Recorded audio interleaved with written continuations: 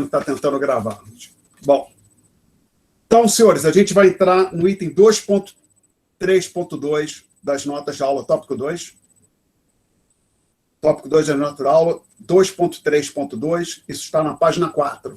O título é o comportamento de M e P, ou seja, da moeda e do nível de preços no longo prazo.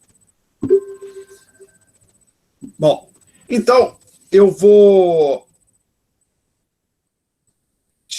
Começa a sessão na primeira bolota dizendo o seguinte: observe que se M cresce a taxa Mi, então Mi, essa letra é uma letra grega, a gente está usando Mi para denotar a taxa de crescimento da oferta da moeda.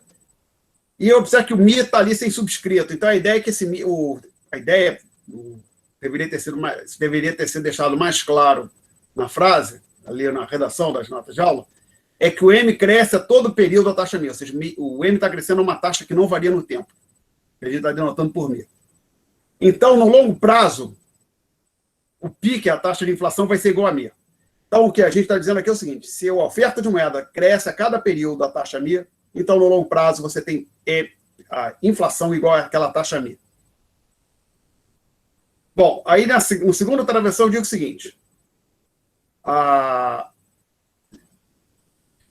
como o R depende de Mi, consequentemente, como o R depende da taxa de inflação, a taxa nominal de juros é afetada pela taxa de inflação, a conclusão é que, no longo prazo, o R tem que depender do Mi também. Então, vamos lá. Taxa nominal de juros depende da inflação. Como a inflação de longo prazo é dada pelo Mi, é igual ao Mi, o R depende do Mi também. Mas por que seria verdade?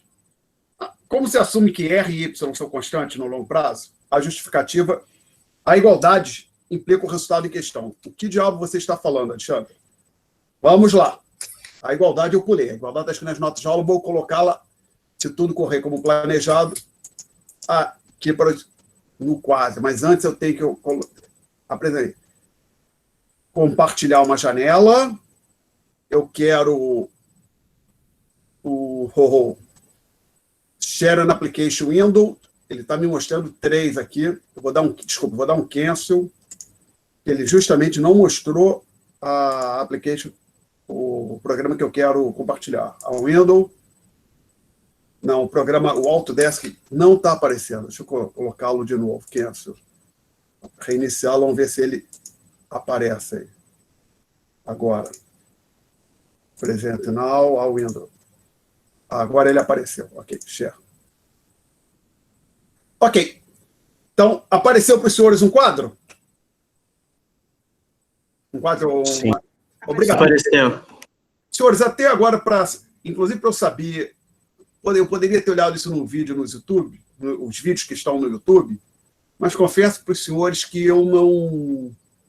Depois que eu coloco o vídeo no YouTube, não vou lá olhar. Então, por favor, me tirem uma dúvida aqui. Tá tudo branco ou tem alguma coisa passeando pela tela no momento, sem rabiscar? Vocês estão vendo alguma coisa mexendo na tela? Está aparecendo, sim. Tem um pontinho azul com uma... Tá, então, que eu não sabia se esse movimento aparecia só para mim ou para vocês, então vamos saber que aparece para vocês também, que é mais um recurso que a gente tem. Obrigado.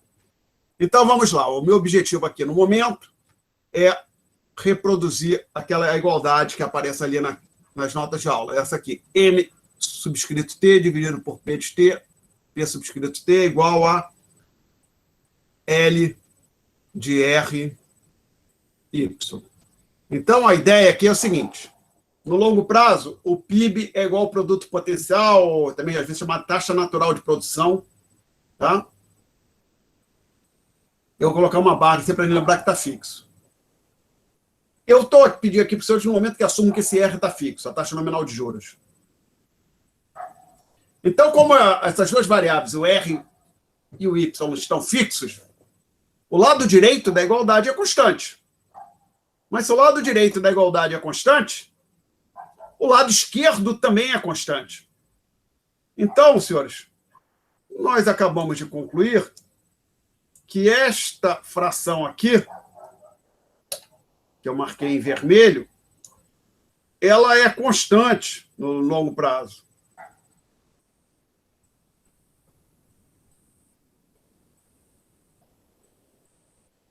Aí eu vou falar algo aqui para os senhores que possivelmente os senhores já discutiram em algum momento, mas talvez tenha esquecido ou talvez não tenha discutido. Vamos lá, supõe que eu tenha assim duas variáveis econômicas quaisquer. Uma que eu estou chamando de X, outra de Z. Tá? Então, por exemplo, X pode ser salário nominal e o Z seria nível de preço. Então, essa última fração que eu coloquei seria o salário real, tá ok? Podem anotar aí no caderno, gravar com áudio, depois ir lá no YouTube, marcar, sei lá, baixa o vídeo. Fato: se X e Z crescem a mesma taxa percentual, a fração é constante. Ah, por quê, Alexandre? Supõe que você tem algo aqui, então coloca pequenininho aqui. X, Z. Um valor qualquer para X maiúsculo, um valor qualquer para X minúsculo. E alfa é uma outra constante. Desculpa, alfa é uma constante qualquer.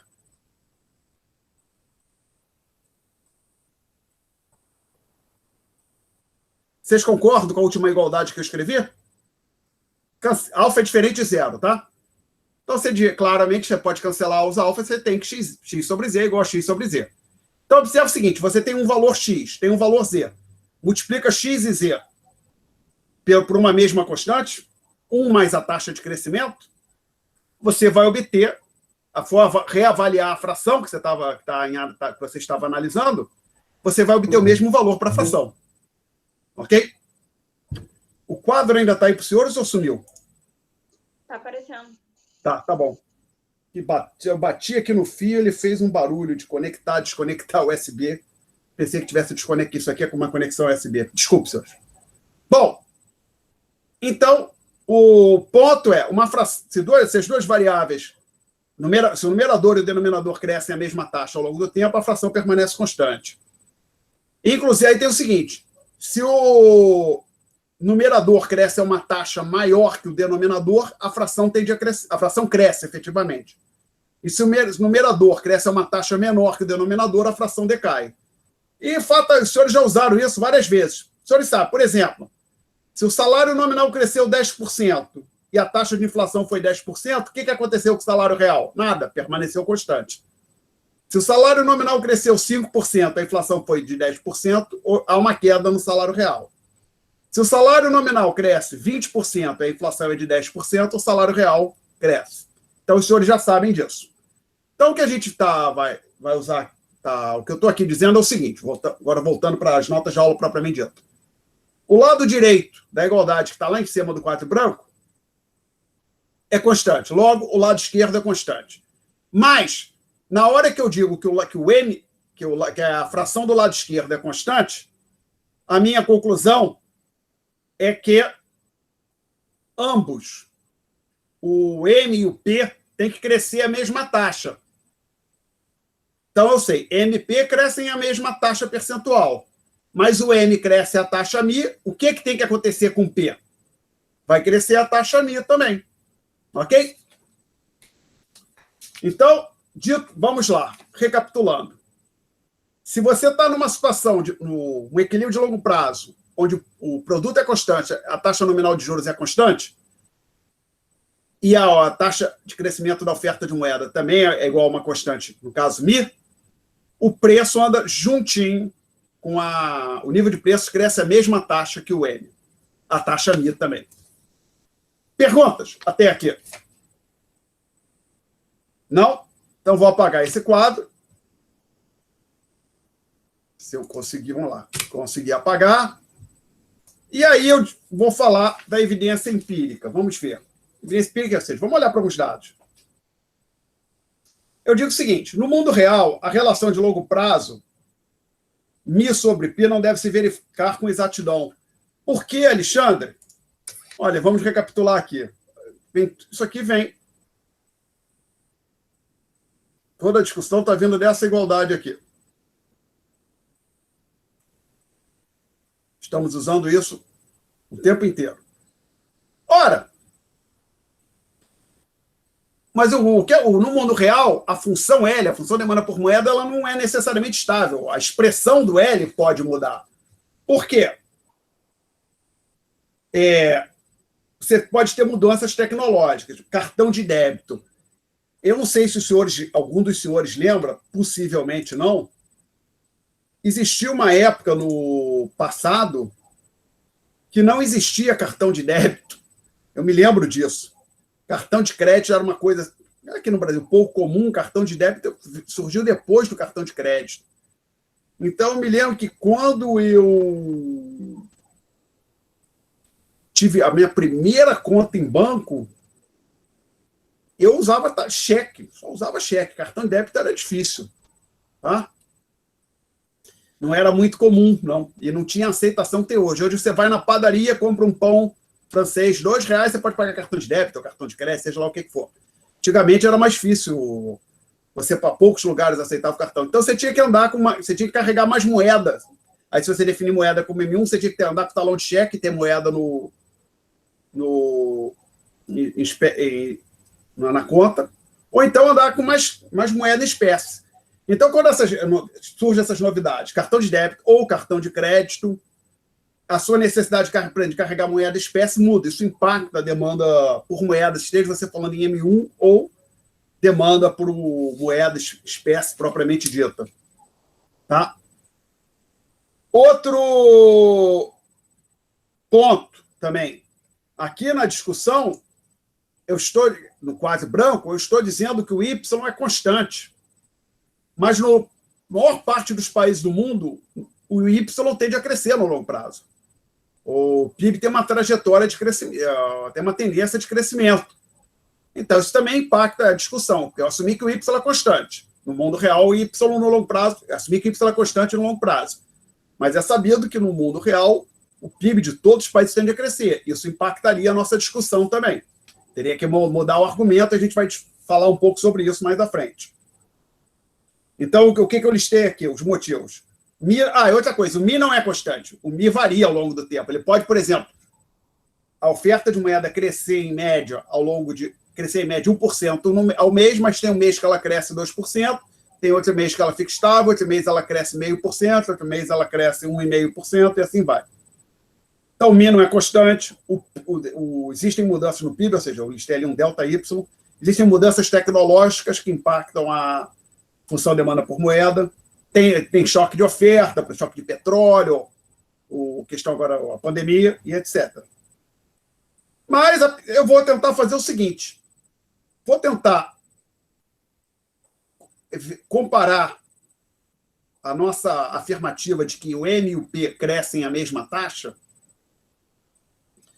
com a evidência empírica que a gente tem aqui do Brasil. E, para isso, eu utilizo os gráficos 1, 2 e 3. Então, vamos lá. Aqui a gente tem um recurso que a gente não tem em aula. Que é eu colocar o gráfico na tela. Então, eu vou abrir este tópico, vou vir aqui no tópico 2, vou vir aqui embaixo, estou abrindo, ok, gráfico 1. E agora eu vou dar um stop share, possivelmente os senhores pararam de ver o quadro branco, e se tudo correr como planejado, vai aparecer aí para os senhores o gráfico.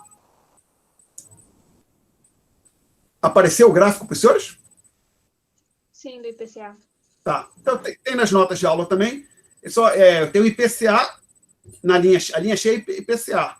E a linha pontilhada é a base monetária. São dados mensais de janeiro de 1980 até dezembro de 2016. Provavelmente eu fiz isso no primeiro semestre de 2017, depois não atualizei. Bom, então vamos lá, senhores. Importante. Não está dito aqui. Está dito lá embaixo, que não está. Se eu mexer aqui um pouquinho, possivelmente vai aparecer. Provavelmente vai sumir o comentário gráfico. Apareceu ali. Escala vertical, logaritmo natural. Então, e fonte dos dados e pé data. Tem um pequeno truque ali que só que a única coisa que eu fiz na planilha é que isso aí, na verdade, não é o IPCA que o IBGE divulga, o número índice divulgado pelo IBGE, nem a base monetária. Eu coloquei as duas, criei um índice das duas variáveis, então as duas saem do mesmo valor. Por isso que o logaritmo, as duas partem do mesmo ponto, lá embaixo. Então, as duas saindo ali de -1. Uma coisa... Na verdade, não é -1, desculpa. Ali é que não aparece, ali é o zero. As duas estão saindo de zero. Então, eu criei um índice, o meu IPCA está saindo, ele é 1 em janeiro de 1980, a minha base monetária é 1 em 1980. E aí eu tomo o logaritmo natural, e o logaritmo de ambas. O logaritmo de 1 é 0. Por isso que as duas variáveis estão partindo de 1 e saindo de 0. Então, são índices de IPCA e base monetária. E vocês todos podem ver as duas variáveis, olhando para esse gráfico, parece que elas andam bem juntinhas. O momento que acontece uma quebra, que o preço ia crescendo bem rápido, e de repente ele fica quase, a linha do IPCA, né, fica quase que horizontal, ali é o plano real. Aquilo ali é julho de 94. Tá certo? Então, a partir houve a estabilização, o Brasil conseguiu controlar a inflação a partir de 94, então o IPCA ficou mais, curva do IPCA ficou mais deitada. Então, até chegar ali em julho de 94, as duas curvas andavam bem juntas. Começaram a se separar, talvez deve ser um ano e meio depois do plano, da introdução do real. Então, não é tão absurdo relativamente ao... Ou seja, você olha para os dados, não é tão distante do que a gente falou antes de apresentar o gráfico. Mas eu resolvi estudar isso aqui um pouquinho mais. Então, criei o gráfico 2. O gráfico 2, na prática, o que acontece é como se eu desse resolvesse, vou ver o que acontece pós-real.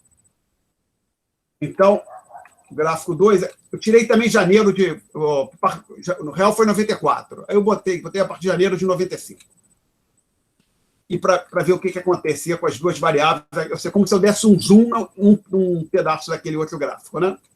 Então, os senhores veem o seguinte, de novo, eu botei as duas variáveis saindo de zero, os dois logaritmos saindo de zero, em janeiro de 95, e você tem, então, que efetivamente, ali, lembrando, a linha pontilhada é a base monetária cresce mais rápido do que o IPCA. E olhando aqui, você vê também que ela tem umas oscilações sazonais, tem uns picos e uns vales que o IPCA não tem.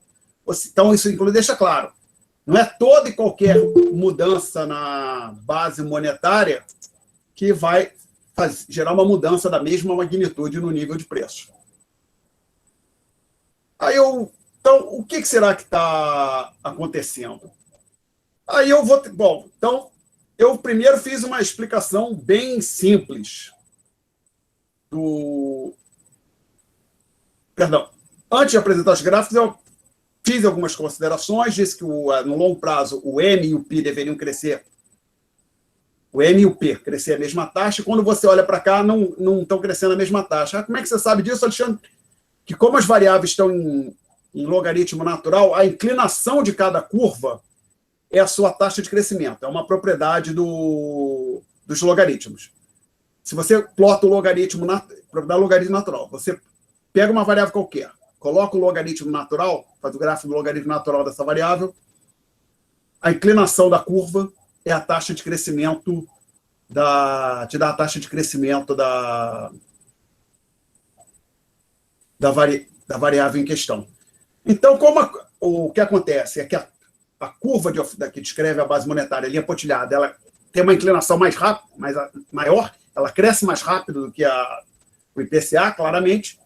Então, o que está acontecendo aqui é que o M cresce a uma taxa superior à taxa de crescimento do nível de preços. E por que isso seria verdade? Será que aquela nossa discussão nos permite chegar a algum lugar? Vamos tentar. Eu vou voltar aqui para o quadro branco e tentar Ao window, quadro branco. Share. Quadro branco voltou a aparecer para os senhores? Sim ou não? Sim. Então, voltando, deixa eu voltar aqui para as notas de aula, eu estava na página 4, se não falha a memória, sim. Então, o que eu faço é o seguinte, veja bem, lá na nota de aula, eu tenho caso brasileiro, gráficos 1, 2 e 3. Eu discuti o gráfico 1 e 2, e eu vou tentar explicar por que a gente observou que a oferta de moeda cresce a uma taxa maior que o nível de preços. Eu vou pegar o seguinte, eu vou escrever, vocês podem ver que o que eu falo ali, comentário, eu escrevo a equação quantitativa ali. Então, eu sempre escrevo da seguinte forma, M subscrito T vezes V é igual a P subscrito T YT. Isso aí é a equação quantitativa. E como os senhores sabem, a equação quantitativa pressupõe na prática uma versão específica para a demanda de moeda, né? Os senhores devem ter visto isso em um curso de economia monetária. Por exemplo, se eu escrevesse isso aqui, ó, se eu escrever equação quantitativa assim, desse jeito, o que eu tenho? Tenho isso aqui. Ok? Então, o que está do lado direito é uma função por demanda por moeda. 1 sobre V é uma constante, e essa versão específica da minha demanda por moeda não depende da taxa de juros. Então, é um caso bem específico. Tá. Ops, não queria deletar, eu queria deletar só a linha de baixo, não queria deletar tudo. Não. Isso aconteceu aqui, então. Isso. Então, isso que sobrou aí na prática é uma demanda por moeda expressa de uma forma um pouco distinta do que você usaria para expressar uma demanda por moeda. Ora, você pode aplicar o logaritmo natural de ambos. E um detalhe, como o V está sem subscrito T, eu estou assumindo que o V é constante no tempo. Eu aplico o logaritmo natural de ambos os lados, então eu tenho isso aqui. Ops.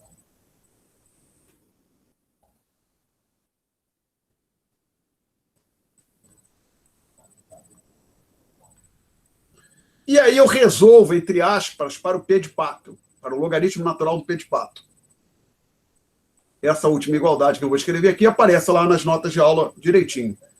ln de mt menos... Aqui tem um erro, né? Qual é o erro? Vou apagar ali. Senhores, quando os senhores virem um erro, me apontem. Não, eu quero esse aqui. Não, é essa aqui que eu quero. Aqui era Y, não é? Ali era um Y.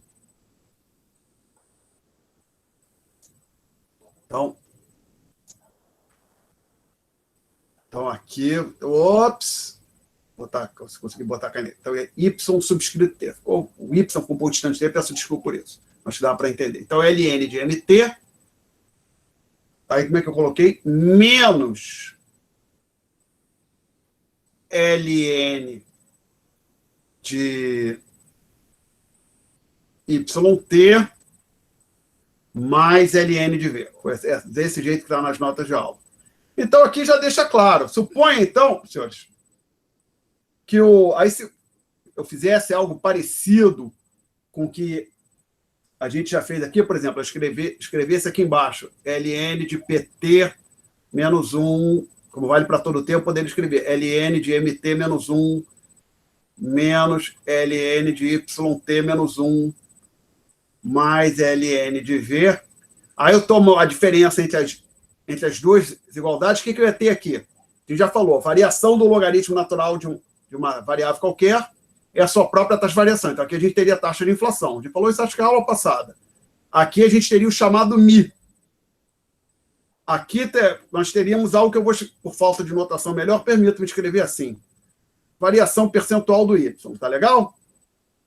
E aqui seria zero, que o v é constante.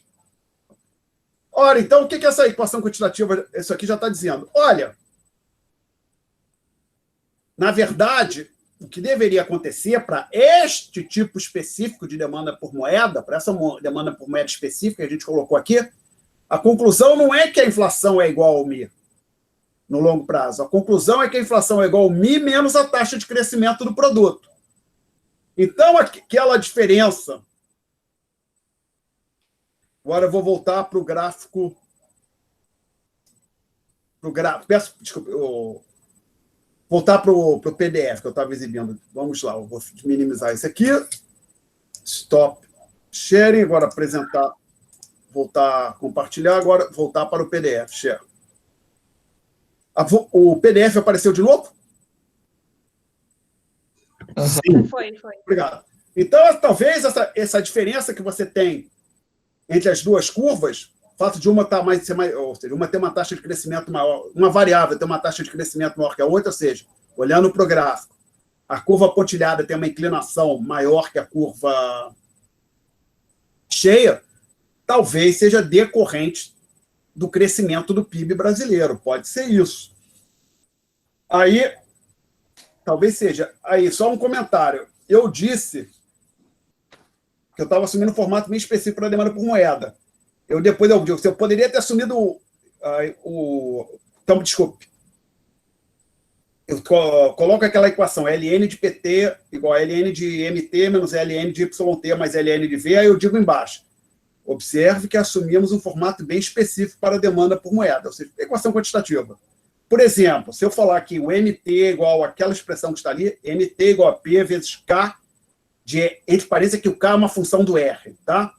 Vezes YT elevado a alfa, eu faria, fazendo a mesma conta, concluiria, aplicando o logaritmo e mexendo, usando a propriedade básica do logaritmo, que o ln de PT seria ln de MT menos alfa ln de YT menos ln de K de RT. Ok? Então, eu assumi uma função bem específica para a demanda por moeda. Poderia assumir uma mais geral. Com essa mais geral, talvez até fosse mais fácil explicar o que está acontecendo no gráfico. Mas eu vou usar aquela simples mesmo. Simples e bem específica. Porque aí eu peço para os senhores agora, os senhores estão olhem para o gráfico 3, que se tudo correr como planejado, vai aparecer já, mas desculpa, eu estou mantendo o gráfico 2. O que eu vou fazer agora? Como se eu pegasse o gráfico 2 e vou tentar colocar uma medida de PIB ali. Colocar o PIB. Problema. Não tem medida do PIB mensal. O IBGE calcula PIB trimestral e anual. PIB mensal o IBGE não calcula. Então, eu preciso achar um outro indicador da atividade econômica. O que eu fiz foi pegar um chamado IBCBR, que é um indicador mensal de atividade econômica calculado pelo Banco Central do Brasil. Só que o IBC, se você olhar aqui para o gráfico 2, eu fui de janeiro de 95 até dezembro de 2016. O IBCBR não volta, não estava disponível em janeiro de 95. Então, vem de janeiro de 2003, que é a data do primeiro IBCR que estava disponível, pelo menos na época que eu olhei. E aí eu coloco mais algumas coisinhas aqui. Por quê? Eu tenho o IPCA, que é a linha cheia, como antes. A base monetária é uma linha pontilhada, é a mais alta delas, está certo? Lá em cima. Aí uma linha pontilhada bem fraquinha, que está abaixo da linha cheia, é o IBCBR. Todos eles em logaritmo natural, todos partindo de 1 ali em janeiro de 2003. Aí peço para os senhores olharem para o PDF, estava no quadro branco, qual é a expressão que a gente tem, que eu tirei no quadro branco quando eu fiz uma derivação. A última linha, perdão, a antepenúltima expressão matemática na página 4. Logo depois tem a palavra comentário, está na linha seguinte. Ela diz o seguinte: o logaritmo do nível de preços é igual ao logaritmo da oferta de moeda menos o logaritmo do PIB mais o ln de V. Eu nem tirei uma medida de velocidade aqui, ignorei. Eu simplesmente, naquela linha que tem um pontilhado grosso, o que ela tem essa linha? Ela tem a base menos o IBCBR, tá certo? Então, essa linha aqui é o logaritmo da linha pontilhada.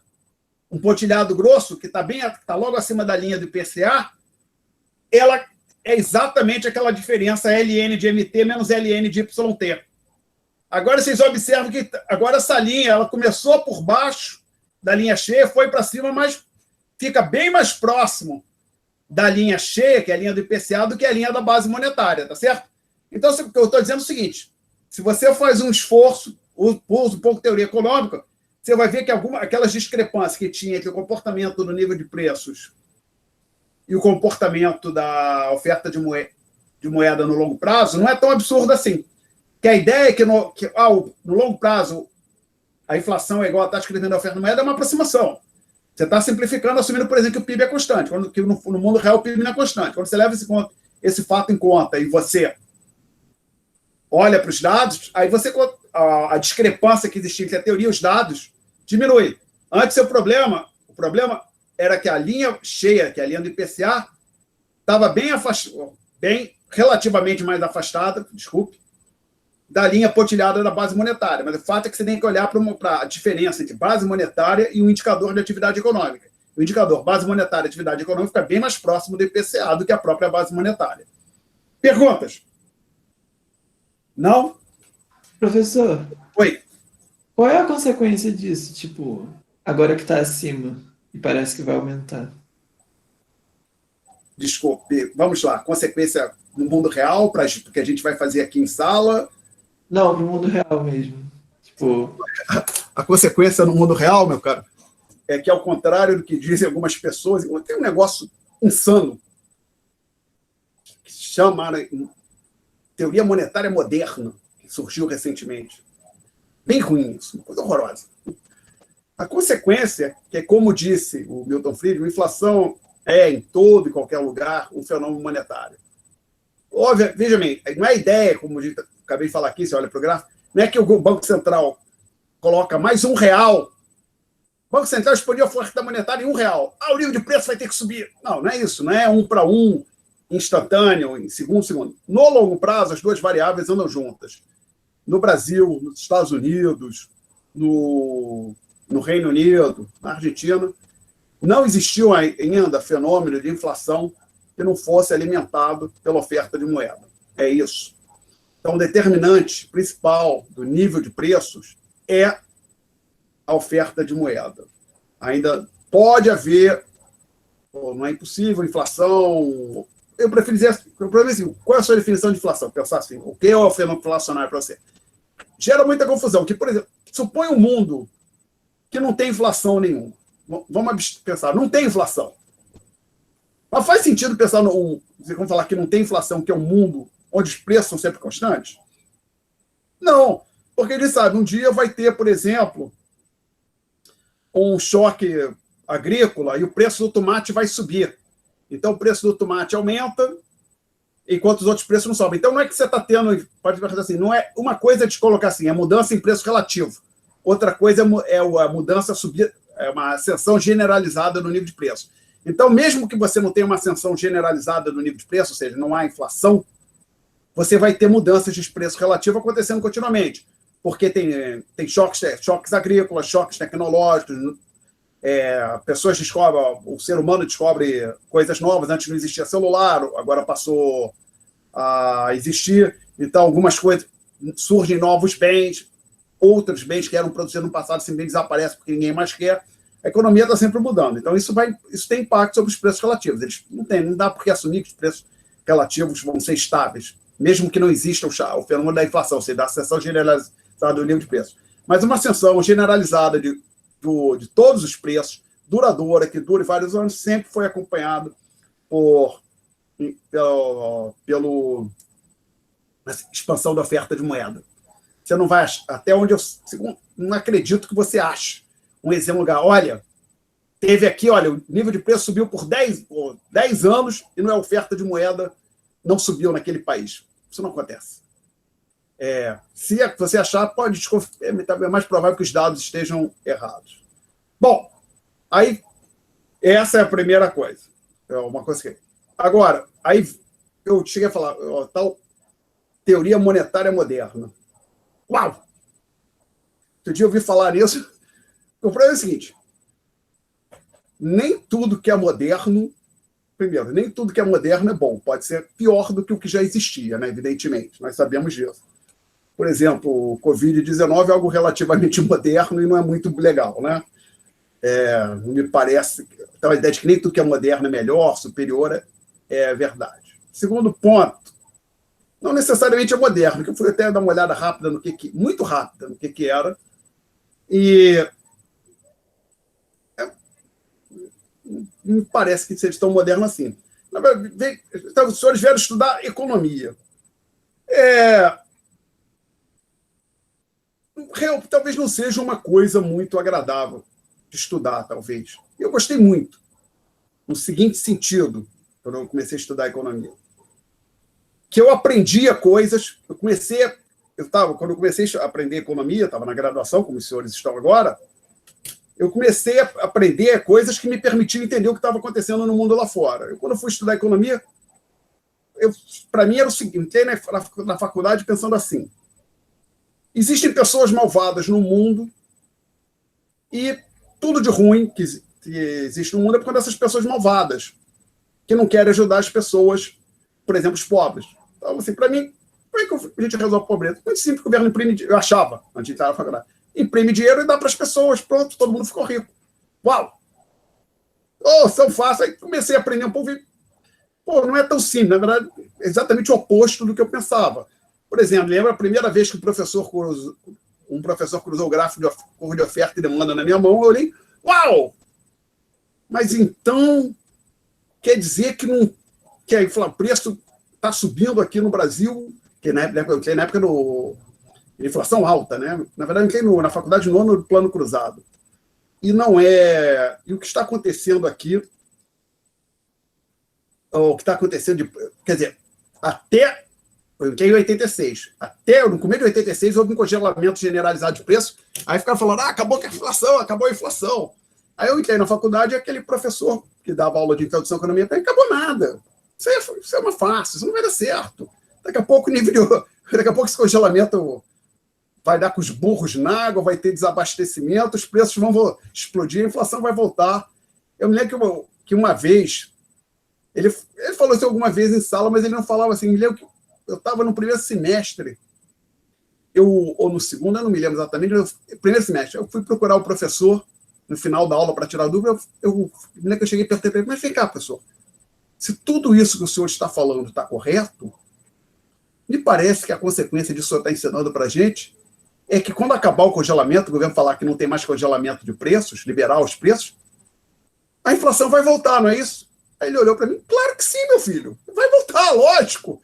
E me deixou falando que foi embora, né? Foi lá pegar o elevador, e eu fiquei lá. Aí eu nem queria pensar, não, isso não vai acontecer. O governo vai fazer alguma coisa para não vai permitir que isso aconteça. É evidente que o professor estava absolutamente correto, né? E até, inclusive, a reputação dele cresceu muito comigo, que ele ia dar aula, ficava todo mundo, os alunos infernizando, o cara dizendo, não, isso está errado, não, você não tem nada a ver, você está falando, não, é isso que é mesmo. E todo um bando de economista, supostamente economista, né? Pessoas que iam com título de economia, que, na minha ver, não são dignas do título, que ficavam falando, não, vai dar certo, a gente ajusta, tem um problema aqui, ali, a gente vai consertar. E aí, eu vi, todo mundo falando que isso vai dar uma maravilha, que ia dar certo, agora os problemas estão resolvidos, e esse camarada foi lá e falou que nada ia dar certo, e tudo que ele falou aconteceu. Nossa, mãe, realmente... eu comecei a pensar, me fez realmente pensar, olhar com cuidado para as coisas que ele estava ensinando. E realmente eu comecei a gostar muito. Estou aprendendo essas coisas aqui, cruzamento de oferta e demanda, isso tem... Poxa, quantas implicações tem isso? É algo que eu nunca tinha imaginado, né? Não sabia que existiam essas coisas, que legal. Aí eu achei, foi muito bom para mim ter feito economia. Foi uma escolha muito boa. Tirei a sorte grande. Foi algo intelectualmente muito bom para mim. E ter aula com aquele professor em particular foi ótimo, porque efetivamente ele me salvou.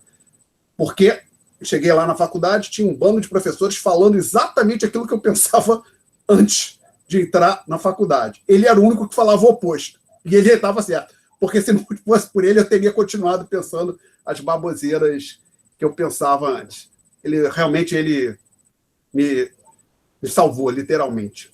Bom, então, mas dito isso, qual é o ponto? Uma das primeiras coisas que a gente aprende é economia é ciência da escassez.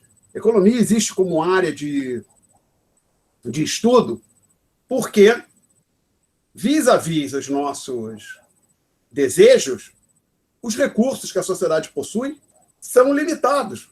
Não tem como satisfazer, dar tudo para todo mundo, que todo mundo quer. Sim.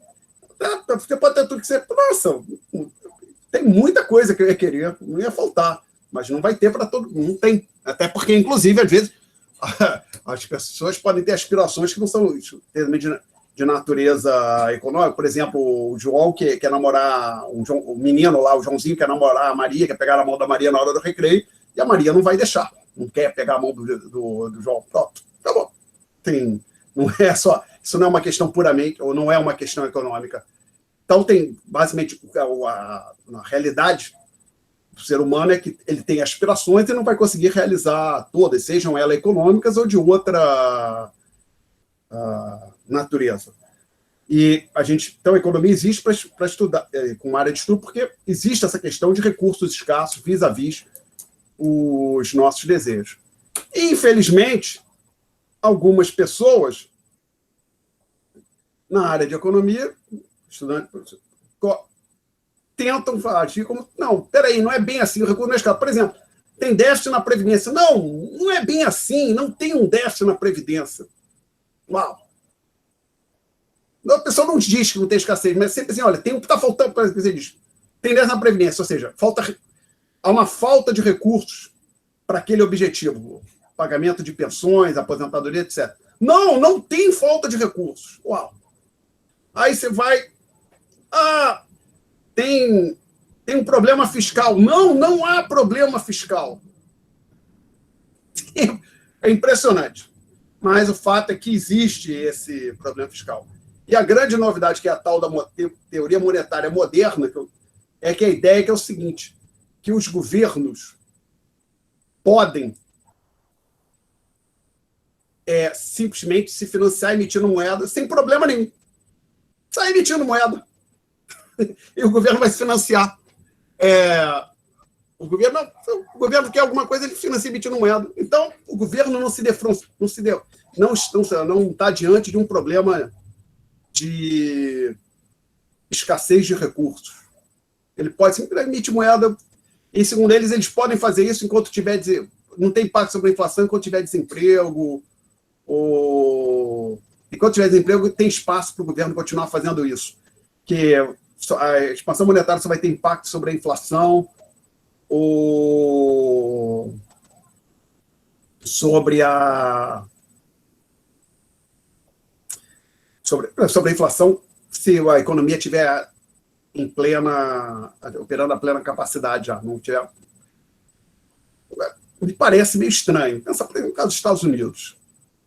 Dólar é moeda aceita no mundo inteiro. Todo mundo... Acontece qualquer coisa, todo mundo corre para o dólar. É a reserva de valor. É o porto seguro dos investidores. Suponha que o governo americano falasse que ele agora vai sair se financiando com dólar. Tem problema. A gente quer dar tudo de graça para todo mundo aqui nos Estados Unidos, vamos emitir dólar para financiar isso. Será que isso não teria impacto nenhum sobre o status do dólar como moeda internacional, como moeda que é utilizada tradicionalmente nas transações internacionais, também como reserva de valor mundial? O que os senhores acham?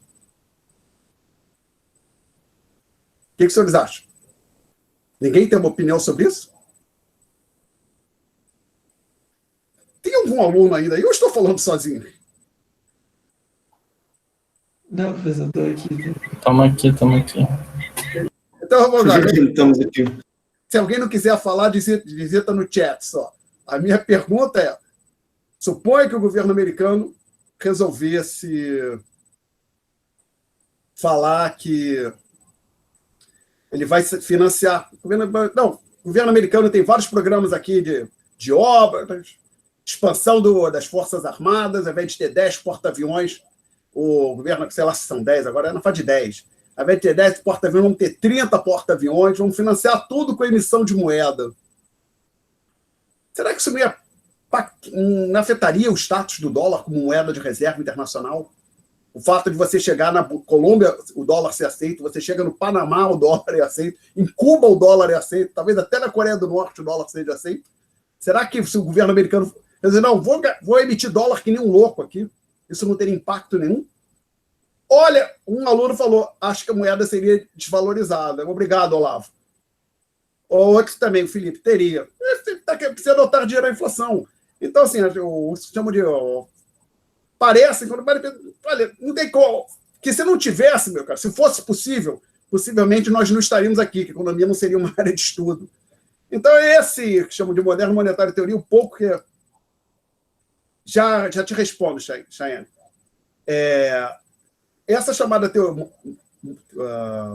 teoria monetária moderna, em inglês moderno monetário theory, para mim, primeiro, não é moderna, é uma ideia antiga, vamos dar um jeito do governo gastar sem comprar imposto, fazer desconto que não existe inflação, que não existe escassez de recursos. Já foi feito em outros lugares, outras vezes, e sempre deu com os burros na água. Cedo ou tarde, isso gera se for feito persistentemente, de forma duradoura, acaba impactando o nível de preços e depois o país tem que arrumar a casa, tá certo? Agora, como é a pergunta da Chayenne e a do Diego. Eu vou deixar a da Chayenne para depois e a do Diego. Tem uma pequena diferença, Diego. Isso que é agora, aqui que é o truque. Tem um truque. Uma coisa é pensar assim, já a gente fala especificamente do caso de 2008. Permita-me extrair de 2008. Por exemplo, quando o Banco Central, seja o Banco Central do Brasil ou a Reserva Federal, vamos pensar o Banco Central do Brasil, ele vai no mercado, ele faz uma operação de mercado aberto, ele tira títulos públicos do mercado e injeta moeda na economia, colocar assim, suponho que seja, eu vou usar a palavra pura, uma pura operação de mercado aberto, isso é algo distinto de quando o Banco Central emite moeda para financiar o Tesouro.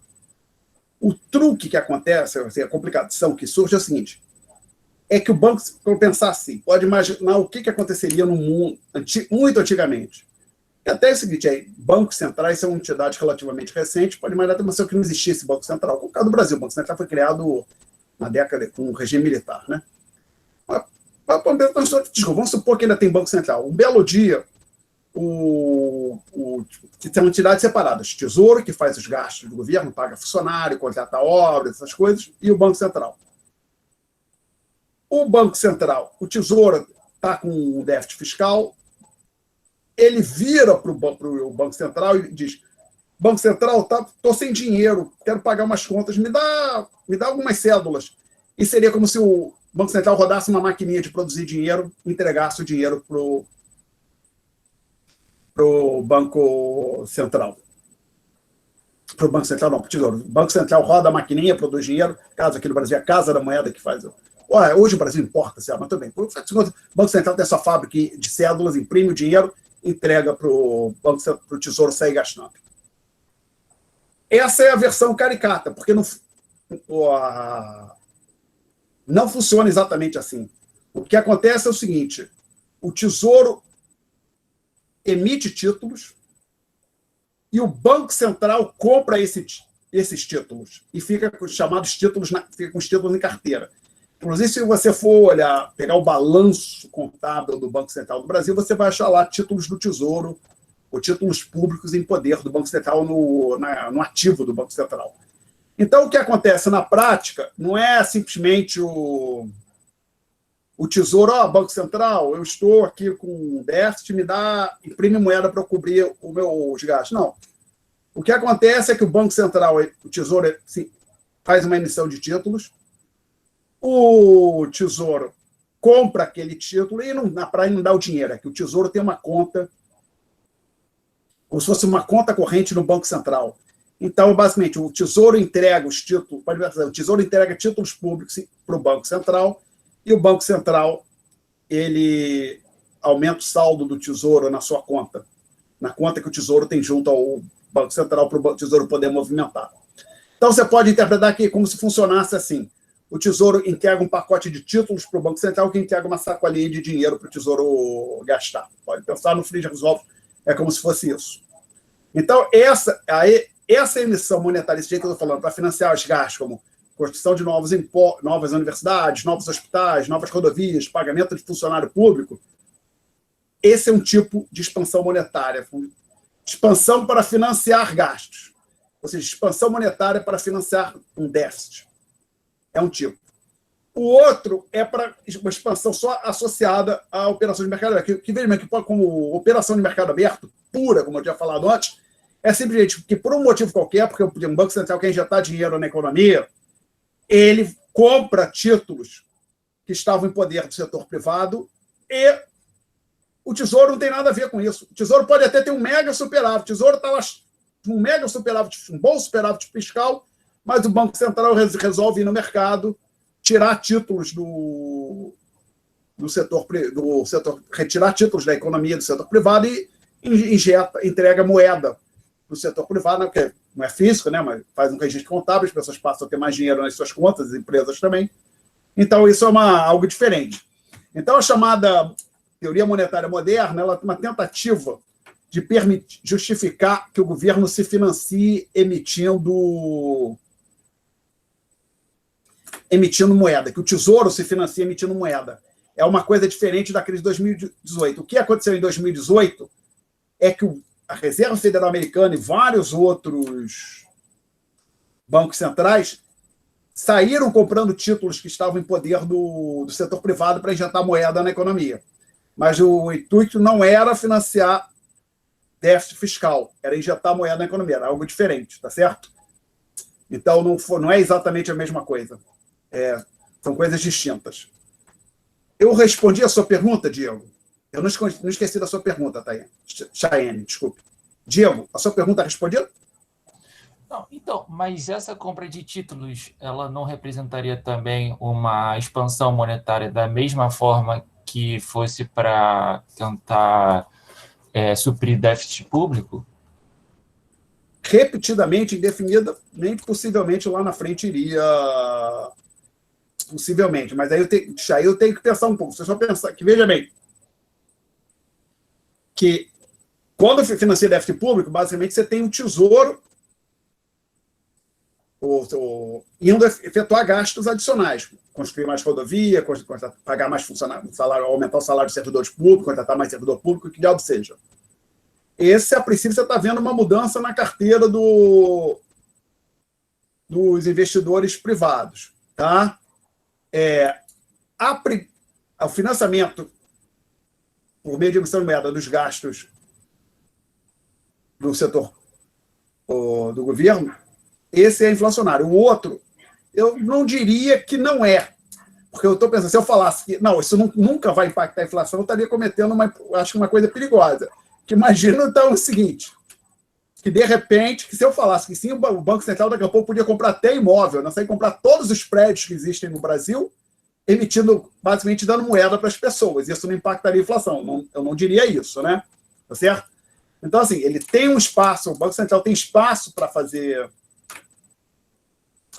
fazer esse tipo de operação, mas se ele fizer em excesso, ele vai gerar inflação.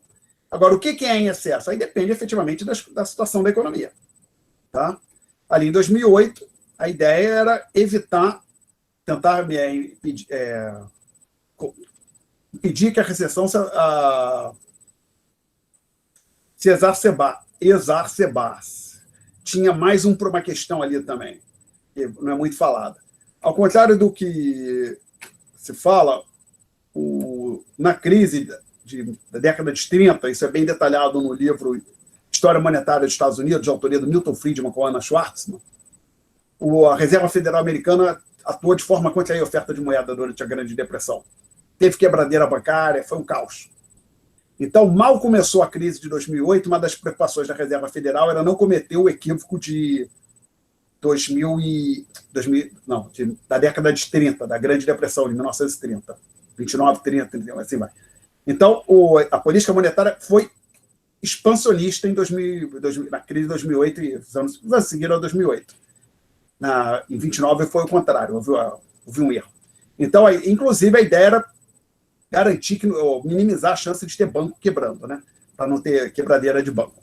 Porque aí, senão aí, o negócio ia ficar ainda mais sério. Tá? Então, como estava em crise, conseguiram fazer isso, não teve impacto na inflação. Mas dá para fazer sempre? Não. Então, por exemplo, se na situação que estava a economia americana ali, até janeiro deste ano, desemprego baixo, como é que seria? O Banco Central saísse expandindo a oferta de moeda, possivelmente isso começaria a impactar a inflação bem mais rápido do que aconteceria se fosse feito numa época de recessão. Tá ok? Mais perguntas, senhores, sobre esse tópico? Professor, A da Cheyenne. Quem é que está falando agora? Uma menina falou? é a Rafaela. Eu tiro depois da dúvida da Cheyenne. Tá.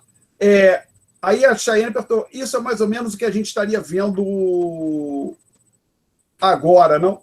É um pouco diferente a situação. Não está claro para mim como que está acontecendo, que são duas coisas. Uma coisa está acontecendo lá nos Estados Unidos. O governo americano está dando ajuda para as pessoas, para empresas, né? Também tinha um pacote lá de ajuda para pagar folha de salário e assim vai. O valor do seguro-desemprego aumentou e muita gente que não estava no seguro-desemprego passou a usufruir do seguro-desemprego. Agora, eu não sei como ele está financiando, não sei se está havendo emissão de moeda ou não. Imagino que esteja havendo ambos, emissão de título e emissão de moeda. Tá certo? Agora, a sua pergunta era... não, mas mais ou menos que o dólar está sendo emitido. O fato é que, vamos lá, como os Estados Unidos, o fato é que ele tem uma margem de manobra para emitir bastante dólar, que o ponto é o que é determinante da capacidade do governo americano de manter o dólar como principal moeda internacional, como a moeda mais forte, como porto seguro, não é só o que está acontecendo agora, o que acontece contemporâneo, é a perspectiva dos agentes sobre a trajetória da economia americana no futuro e da sociedade americana no futuro. O que eu estou querendo dizer? Só coisa que a gente não se dá conta. Por exemplo, isso é fato. É fato. Fato parece que tem dados. Não é, desculpe. Eu não gostei de usar a palavra fato aqui. Vamos colocar assim, é uma ideia forte. A ideia é a seguinte, nós aceitamos moeda. Se você aceitar que os agentes econômicos são racionais, que eles tomam decisões com base, procurando, por exemplo, eu procuro o que é melhor para mim, uma empresa procura o que é melhor, maximizar o lucro, por exemplo, algum outro objetivo que ela tem. Os agentes se preocupam com o que vai acontecer com a economia no futuro, assim você vai concluir o seguinte, a gente só aceita moeda hoje porque a gente acredita que a moeda vai ser utilizada por um período bem longo, na verdade infinito, ou que tem uma chance dela, ou pelo menos que a gente tem uma chance grande de continuar sendo por muito tempo. Na verdade, se não tiver certeza, teria que ser infinito, pelo resto da nossa vida. Como é isso? Estou dizendo, supõe o seguinte, supõe que eu tenho certeza, digamos, todo mundo, eu tenho aqui, digamos, uma nota de R$10 na minha mão. Vamos fazer de conta que não tem pandemia. Aí eu vou sair para comprar pão, por exemplo. Mas aí no que eu estou descendo, aí todo mundo descobre que amanhã as notas de reais não vão valer nada, ninguém mais vai aceitar o real. Aí eu chego na padaria para comprar o pão, com aquela minha nota de R$10, o padeiro o pessoal na padaria, o dono da padaria já vai dizer, não estamos vendendo mais nada, não aceitamos pão não. Se alguém vier comprar pão e quiser pagar em dólar, tudo bem. Em real não aceita. Tá? Então, veja, olha só, não estou dizendo que o real perdeu o valor hoje. Então é o seguinte, as pessoas hoje ficarem sabendo que amanhã ninguém vai aceitar real, isso determina que o real perca valor hoje. Está claro isso para todo mundo? Que ele deixe de ser aceito hoje. Então, a gente aceita a moeda, seja real, dólar, franco suíço, euro, porque essas moedas, as pessoas, quando aceitam, têm a expectativa de que vão poder utilizá-las amanhã para fazer novas transações. Mas aí se você pensar, mas se a notícia fosse depois de amanhã ninguém vai aceitar. Mas se depois de amanhã ninguém vai aceitar, amanhã ninguém aceita, né? E se amanhã ninguém aceita, a gente já discutiu. Ninguém aceita hoje. Então não interessa o quão longa é a data que eu coloco. Daqui a 10 anos, ninguém vai aceitar o euro. 10 anos menos um dia, ninguém aceita o euro. 10 anos menos 2 dias, ninguém aceita o euro. 10 anos menos 3 dias, ninguém aceita o euro. Volta até hoje, até a data de hoje. Então a ideia de que as moedas ainda são... que as moedas são aceitas é que existe a perspectiva de que elas vão ser aceitas por um período bem longo lá na frente, na verdade, infinito. Bom,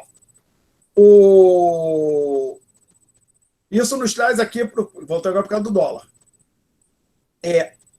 Se todo mundo acredita que a trajetória de longo prazo da economia dos Estados Unidos é continuar como a principal economia mundial, que o país não vai entrar em colapso ou nada do tipo, o dólar vai continuar, o dólar tende a continuar como a principal moeda do mundo. Isso, inclusive, dá ao governo americano a possibilidade de, em momentos de crise como agora, emitir dólar sem que isso impacte o status do dólar como moeda de reserva. Porque, colocando assim, quanto mais sólida é a posição de um país no longo prazo, maior é o poder que ele tem de usar a sua moeda transitoriamente para se financiar, porque é maior a credibilidade daquela moeda. Menos as pessoas acreditam que aquela moeda vai perder valor devido à inflação lá na frente. Tá? Então, não sei se eu respondi todas. Tinha uma pergunta da Rafaela que ainda não foi colocada. Então, Felipe tinha feito uma pergunta, Chayane e Diego. Então, Felipe, Chayane e Diego, as perguntas estão respondidas? Se ninguém ia falar, ninguém protestar, Chayane disse que sim, Diego sim, Felipe sim também. Então, agora a Rafaela ia fazer uma pergunta. Diga, Rafaela. A minha dúvida é sobre esses dois gráficos, o 2 e o 3. É só para esclarecer se eu entendi mesmo o que de fato quer dizer o gráfico. Essa base IBCBR, ela demonstra alguma taxa de atividade econômica, certo? Seria o equivalente uma medida ao produto. Isso, é uma medida de PIB mensal. Como eu disse, o IBGE não comprou o PIB mensal, eu peguei o IBCBR, tá legal?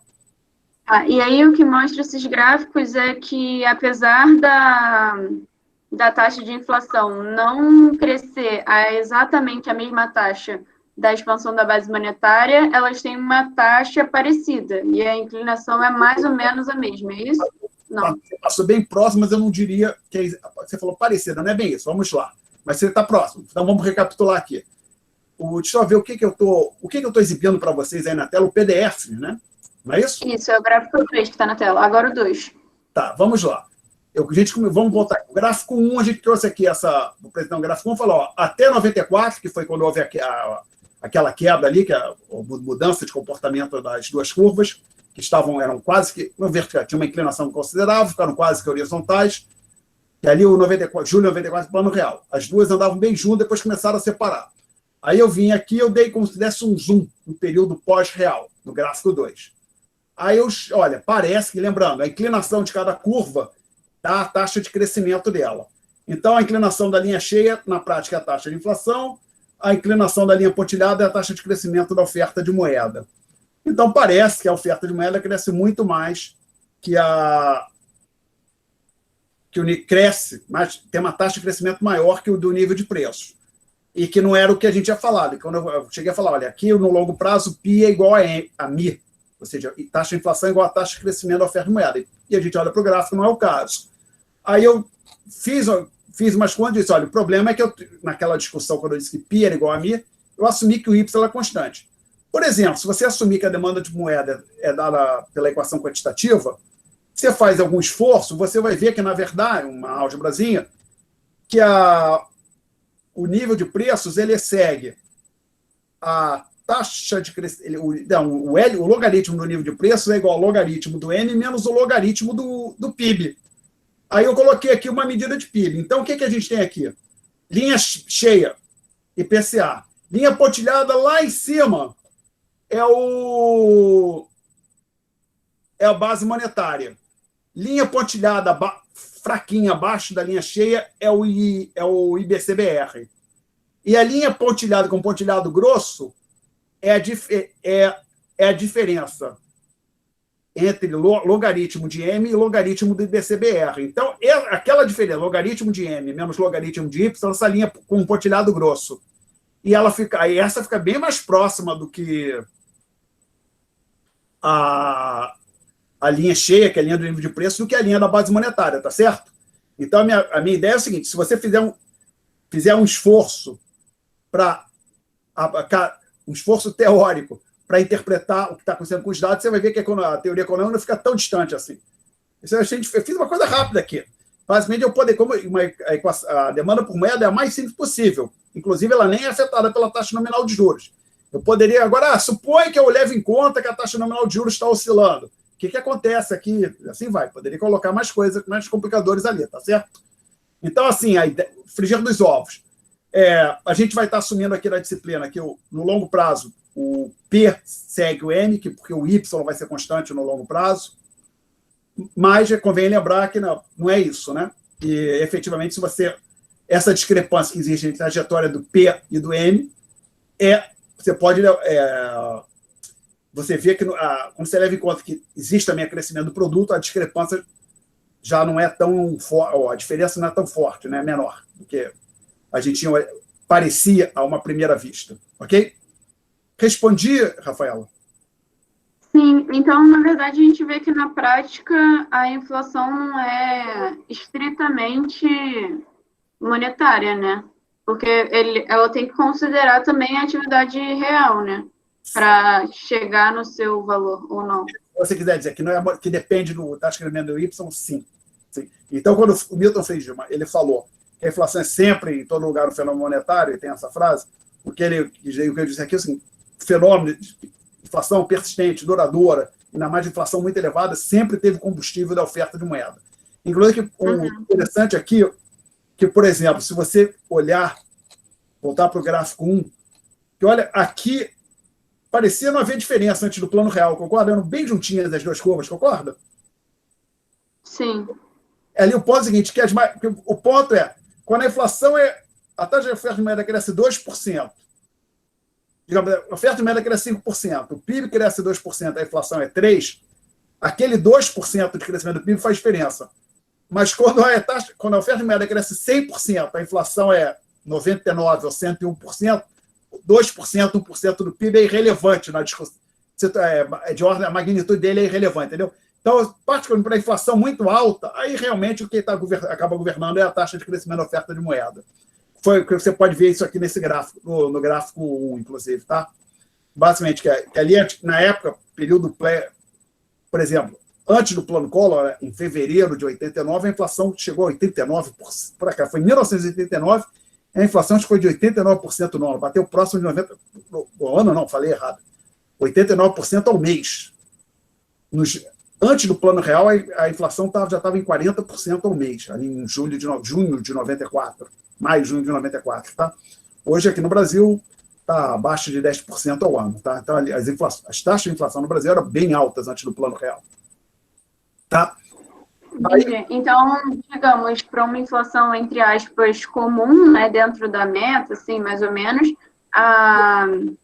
o crescimento real, ele tem uma influência maior, né?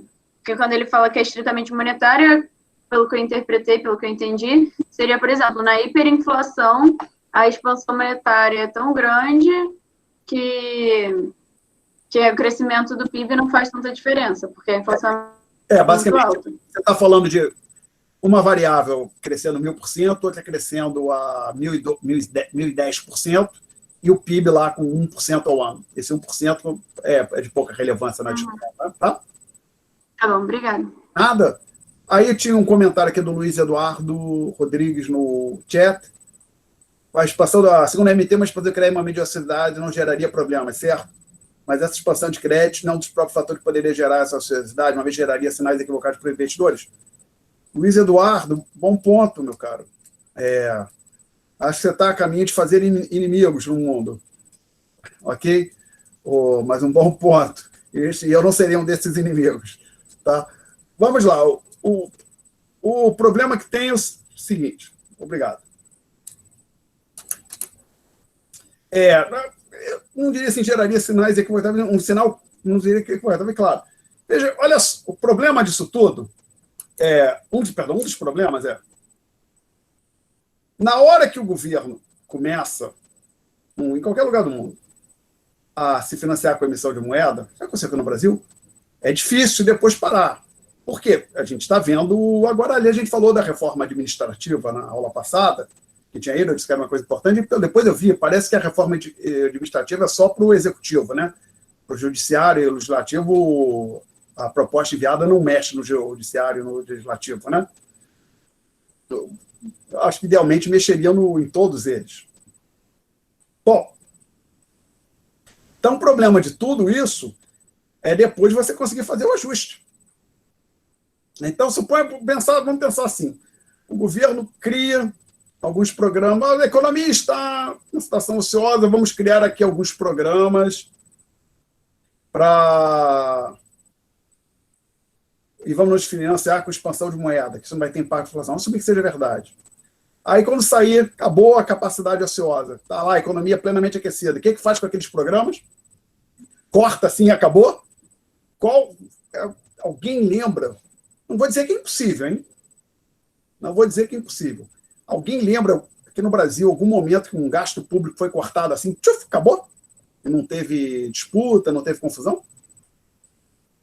Sempre tem gente reclamando quando o gasto é cortado, lógico, né? Sim. Não é tão simples assim. Então, esse é o primeiro ponto. Então, assim, a ideia de que não, a gente só vai fazer isso nesse momento, depois a gente não vai fazer de novo. Acho que a credibilidade disso é baixa, a gente percebe, até pelo que chamam economia política, a interação entre os agentes depois, supõe que fosse essa a intenção, um governo sério, um governo honesto, bem intencionado, ele embarca nessa, vou usar a oferta de moeda para financiar esses programas aqui, agora a economia está ociosa, até este governo de anjos teria problema para se livrar, ou cortar, ou equacionar as suas contas depois que atingisse a plena capacidade, possivelmente. Então, sim, eu acho que a colocação do Luiz Eduardo foi uma boa colocação, se o meu modo de ver está correto. Obrigado, Luiz Eduardo. Mais perguntas, senhores? Mais perguntas? Não temos? Professor, em relação a uma coisa que você falou anteriormente, de expectativa da moeda, que se as pessoas esperam que aquela moeda não vai valer, elas param de usar. O contrário também é verdade. Se as pessoas esperam que aquela moeda vai valorizar, elas compram mais, mesmo tendo evidência que não seja muito contundente. Pode ser. Depende do que você... Veja bem, se elas tiverem aquilo que vai passar a valer mais, ela deve ter alguma coisa, alguma evidência, alguma informação de algum tipo que fizesse ela se comportar daquela maneira, ter aquela crença, né? A menos que a gente esteja assumindo que as pessoas acreditam, tem uma mancha solar, então o Brasil vai passar a crescer 10% ao ano, tem uma mancha no sol. Não faz sentido isso, né? Mas tirando esse tipo de situação, deveria um fato. Mas, assim, o que eu estou falando aqui, o engraçado, né? Eu custei a começar a usar esse tipo de coisa, quando eu falava um pouco disso quando eu era aluno, inclusive na graduação, no mestrado, falaram muito, ficou muito claro para mim quando eu comecei. Eu estava no doutorado, e particularmente nos cursos vai estudar a teoria dos jogos. O senhor já deve ter feito alguma disciplina que envolvesse a teoria dos jogos, né? Não? Sim ou não? Sim. Sim. Já Micro 2 tem um pouco, mas bem pouco. Mas vamos lá. Os senhores viram aquele jogo que chama de desenho uma árvore? Que tem o chamado jogo que você coloca numa matriz, que é o jogo na forma normal, se não me falha a memória, e quando você desenha uma árvore, diz que é o jogo na forma extensiva. Os senhores já viram isso? Não, acho que a gente só viu o do prisioneiro mesmo, professor. Então vamos fazer um aqui rápido. Tá. Deixa eu botar aqui parei de exibir o gráfico, acho que encerrei a discussão, e vou colocar aqui tentar colocar novamente o nosso amigo Sketchbook, que é o nome do programinha, só que eu tenho que abrir e fechá-lo, porque ele não apareceu ali. Professor, em relação aos gastos públicos, Diga. muitos países europeus, o Canadá e até os Estados Unidos têm amplos gastos públicos e isso não altera necessariamente o funcionalismo ou a economia negativamente. Inglaterra mesmo é um dos lugares que tem a saúde pública desde os anos 40 Ok? e Uhum. até hoje é uma moeda muito forte. Bom, boa pergunta. Acho que uma parte do problema que tem... Então, não sei se a gente vai chegar a falar de teoria dos jogos, talvez se a gente não falar de teoria dos jogos hoje, me cobre, fica para o começo da próxima aula. E só para deixar claro, até onde eu sei, estamos falando só de economia aqui, hein? Não estamos falando... Tem, às vezes, alguma... Não fala de política governamental, também fala de política também, né? Mas estão colocando boas perguntas, evidentemente não vou deixar de responder. Uma parte importante da questão... Quem fez a pergunta agora foi a Rafaela, de novo? Uma menina que fez a pergunta, falou do Reino Unido, inclusive. Não, acho que foi a Bruna. Bruna Mendes. Acho que um ponto importante, Bruna, observe o seguinte: não é qualquer gasto privado. Por exemplo, eu gastei R$100, e você falar que gastou R$100, não quer dizer que a eficácia desse gasto de R$100 que eu gastei para o objetivo que eu tinha, o mesmo dos R$100 que você gastou para o seu objetivo, ou mesmo perdão, falar de uma única pessoa. Suponha que, digamos assim, eu tenho um problema na minha casa, por exemplo, tem uma torneira pingando, eu chamo aqui um bombeiro, pago R$100, ele conserta a torneira. Então, possivelmente, teve o meu objetivo de consertar a torneira, eu gastei bem aqueles R$100. Outra situação eu tenho a torneira pingando, eu chamo um eletricista, o cara mexe na chave, sei lá, e eu pago R$100 para ele, e ele vai embora e a minha torneira continua pingando. O que aconteceu é que na segunda opção, eu aloquei mal os recursos, aqueles R$100. Então, gastar R$100, não dizer que alguém gastou R$100 não está contando a história toda. Então, dizer que eu estou com um problema na minha casa, estou com uma torneira pingando. Dizer que eu gastei R$100 para consertar a torneira não conta a história toda.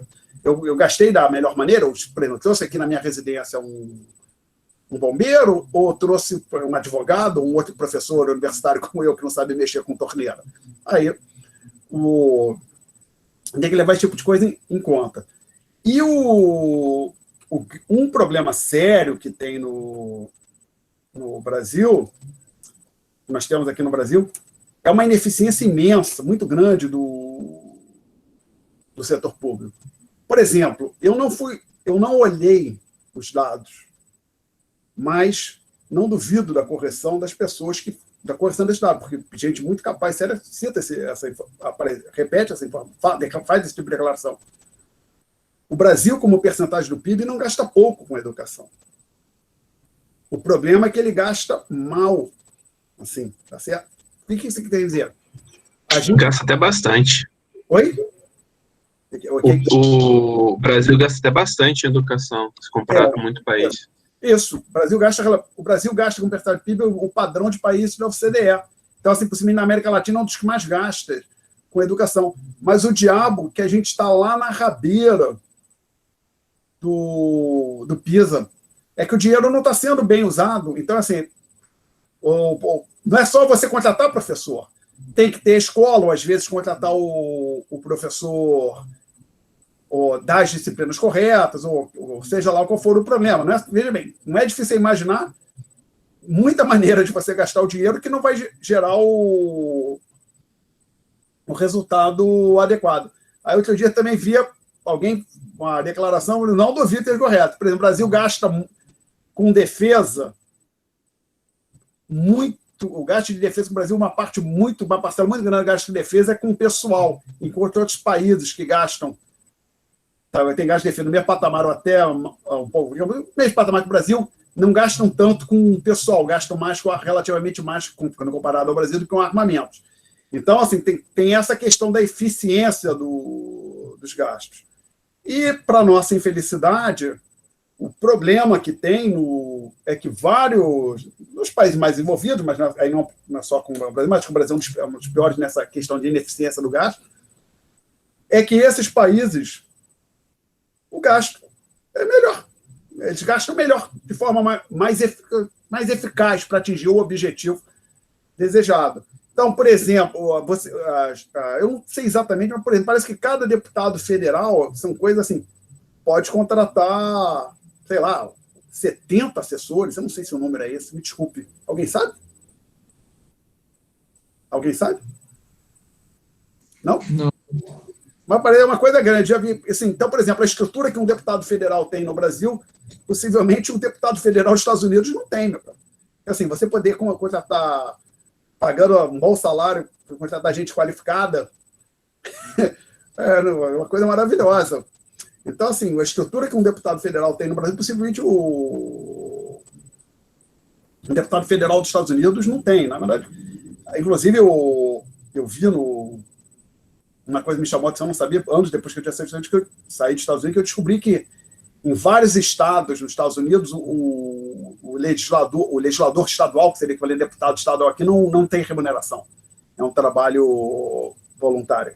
O cara não recebe salário.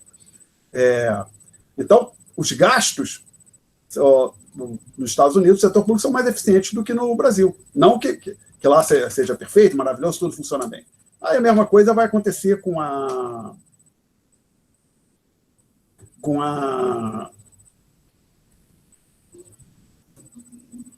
saúde e outros itens. Eu estava lembrando de um artigo que eu escrevi, aí eu fui olhar a questão de gastos com justiça. Por exemplo, o gasto do Brasil, que alguma pessoa chamou algum autor chamou de judiciário ampliado. Uma coisa é o judiciário, que inclui os tribunais. O Ministério Público, chamado a Procuradoria, está separado, não faz parte estritamente do Poder Judiciário. Tá? Mas o que ele chamou de judiciário ampliado seria o judiciário estritamente falando, mais o Ministério Público. O Brasil gasta da ordem de 1% do PIB com isso. Então não é que o Brasil gasta... Isso é muito mais do que países como a Alemanha. Deixa eu ver se eu localizo aqui. Eu tenho que entrar nesse... Não deve ser muito difícil localizar isso aqui. Espera aí. Não. É esse aqui. É esse folder aqui. Jogos, Old Versions. Espera aí. Artigos e livro. Chad Jones. Relatório. Será que é esse aqui? Não, não é o da Fundação de São Paulo, não. Não. Consequência, não. Não, acho que eu me enganei. Que coisa, Conjur, Consequência, o FED, Faleceu Nakaguma, Lucas, 88 mil newsletter. Esse aqui. Não, achei. O que eu queria. É esse texto aqui. Vamos lá. Tirar o presente ao Windows. Botar o... Não é esse PDF. Espera aí. Que diabo. Eu quero esse aqui, isso aqui. Esse aqui. Share. Apareceu um PDF aí para os senhores, né? Apareceu? Agora sim, agora sim. Então, tá aqui.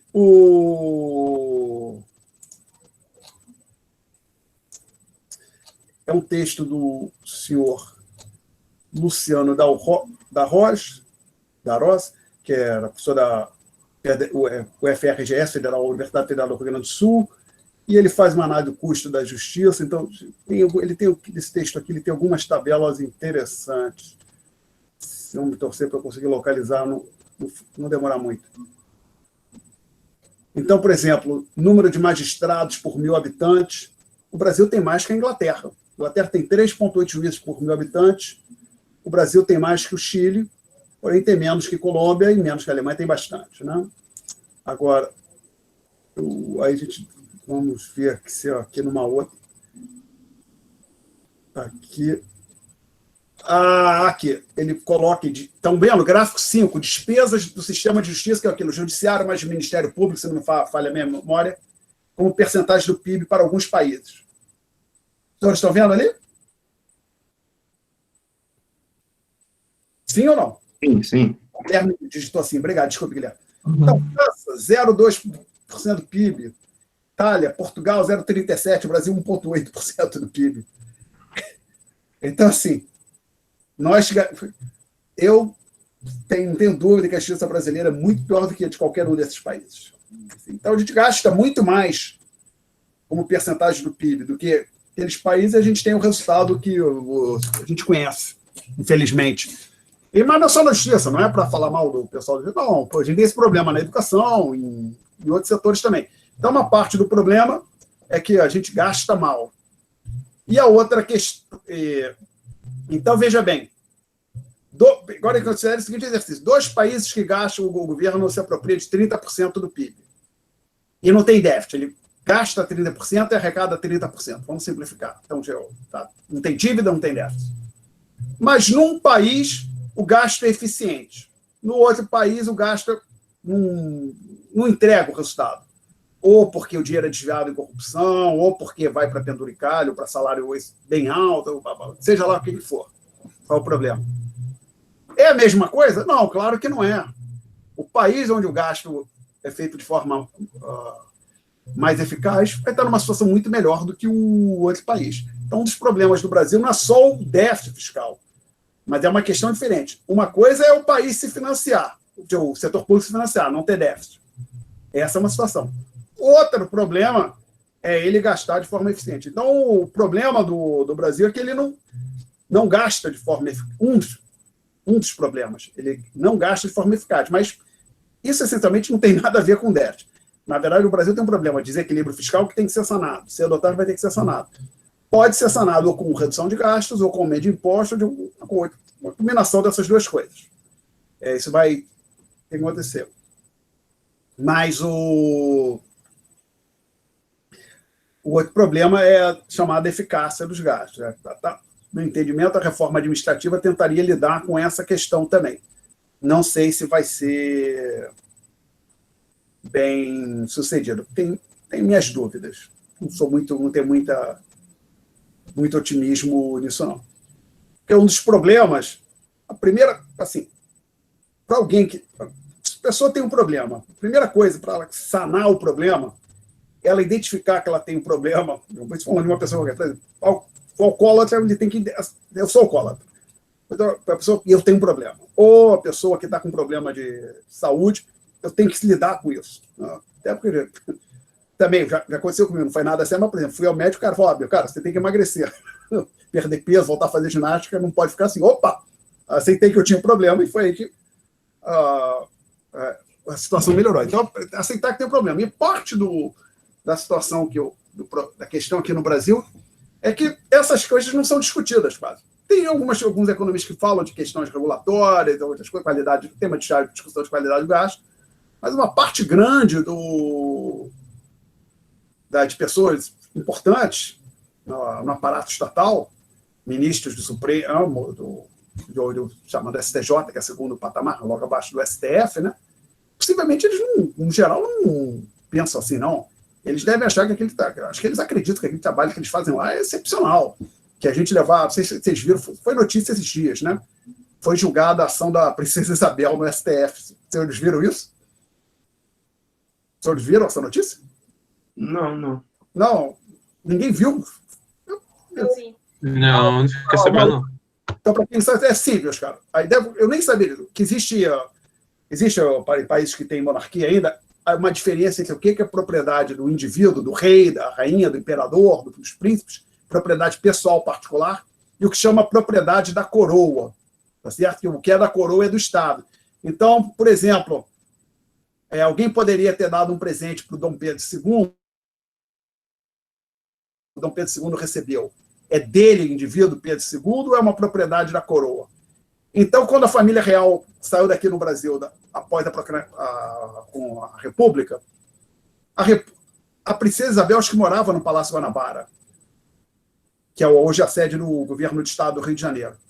E a República, a Evelyn viu, a República se apropriou do Palácio Guanabara, pegou o Palácio Guanabara, e na época, depois, não sei exatamente quando, a princesa Isabel entrou com uma ação na justiça dizendo que a República não podia ter pego a propriedade, ter pego o Palácio Guanabara, que seria uma propriedade particular, pessoal dela e não da coroa. Então a ideia é assim, aquilo que era da coroa, a monarquia desapareceu, virou propriedade do Estado brasileiro, que agora está organizado na forma republicana. O que era propriedade particular dos indivíduos da família real, a República não poderia ter se apropriado. Ela entrou com uma ação, ela acabou perdendo agora, depois de 125, levou 125 anos para julgar. Então, talvez tenha gente que acha que isso é uma boa coisa, ou que é natural, que não tem nada demais. Depois, se alguém tiver curiosidade, só agora deixa eu ver aqui. Talvez apareça aqui. Não é muito complicado. Deixa eu ver aqui, vai acontecer quando eu fizer isso aqui. Capinha STF. Ok. Vou aqui apresentar uma outra coisa. Deixa eu fechar isso aqui.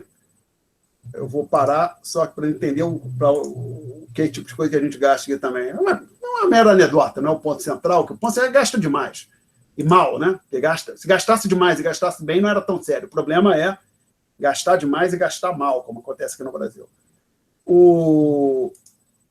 Aqui. A Windows. Glorioso Firefox. Cadê o meu Firefox? Está aqui. Share. Deve ter aparecido aí para os senhores um navegador de internet, né? O glorioso. Apareceu um Firefox? Ou um navegador de internet? Sim ou não? Ops. Sim, apareceu. Sim, apareceu. Então, olha aí, eu fiz a busca. Capinha STF. Aí tem até primeiro, quem são os capinha? Anjos da guarda. Aí depois quem quiser, vai lá e clica.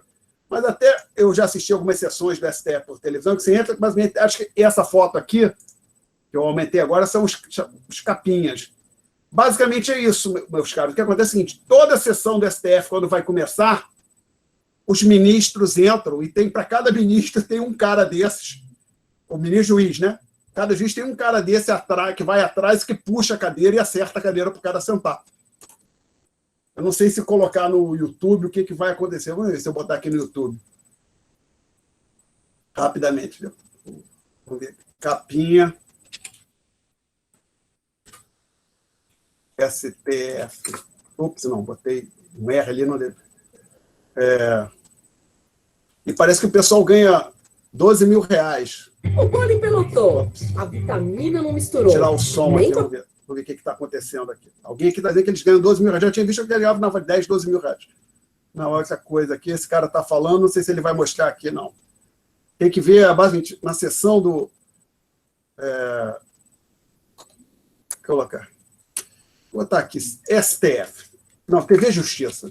TV Justiça. Eu consegui pegar a TV Justiça. Rápido. Aí, TV Justiça. Não, vamos ver aqui. STF. Opa, STF.